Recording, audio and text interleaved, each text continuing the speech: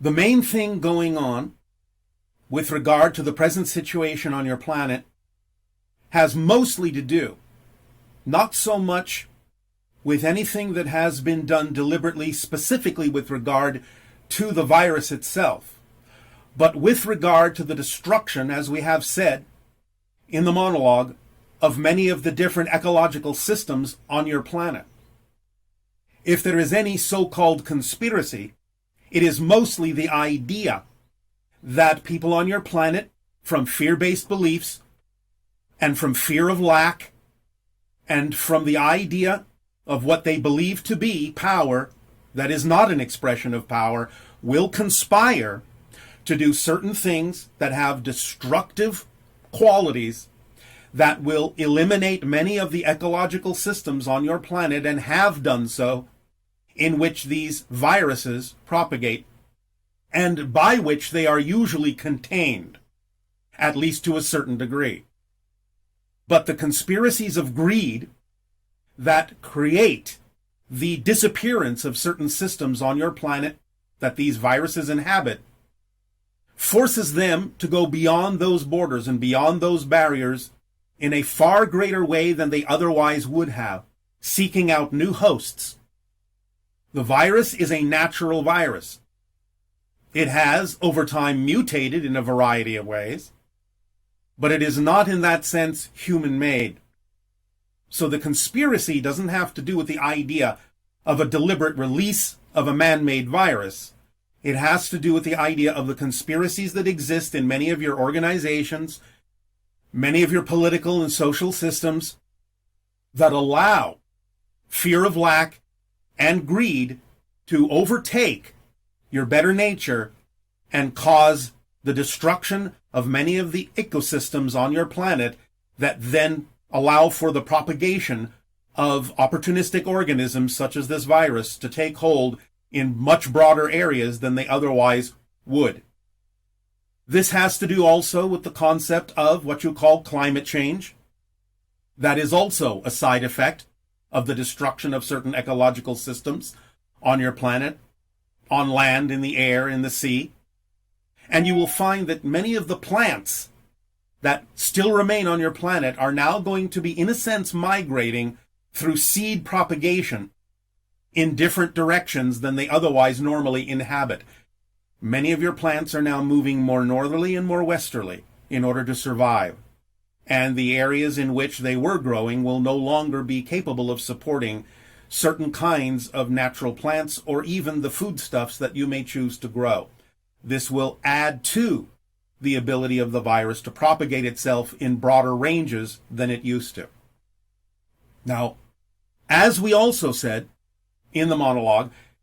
the idea now that you are isolating yourselves is a perfect positive opportunity to go within, to use this time of self-isolation and social distancing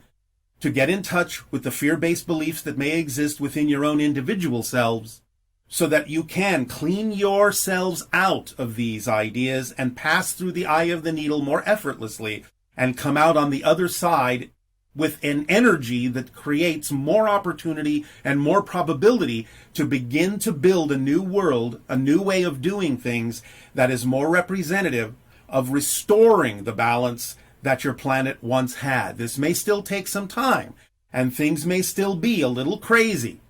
and may even get a little crazier, but please remember that crazy doesn't have to be experienced in a negative way. There is positive crazy too, or at the very least, opportunities that will present themselves, and even though those opportunities may sometimes be reflective of things you don't prefer, by using this isolation period to go within, strengthen yourselves, balance yourselves, free yourselves of all the fear-based beliefs that you possibly can, you will be far more capable of handling anything that you may see on the other side of the passage through the eye of the needle that you don't prefer.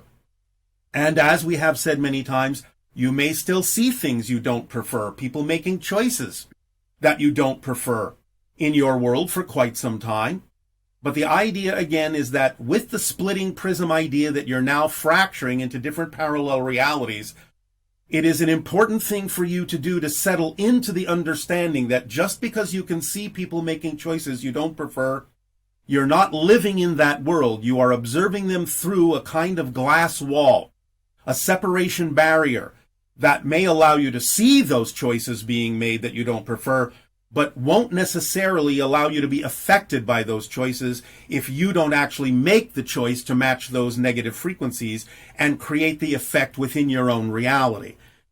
These things cannot reach you if you don't make a decision to match or mirror them in the reality that you reside in, that you prefer. The idea, therefore, is even though you may see a great deal of chaos around you, as we said before in the transmission called the eye of the storm, is to remain in the center, in the calm space, which you have given yourselves a better opportunity to do because of your own self-isolation. Treat it as a monastic experience, a meditative experience, an opportunity to take the time to go within and divest yourself of all the things that would, in any way, shape, or form, cause you to want to match the vibrations of things that you don't prefer, so that you can come out the other side of the passage, in a sense, more streamlined, a little bit cleaner, a little bit more stable,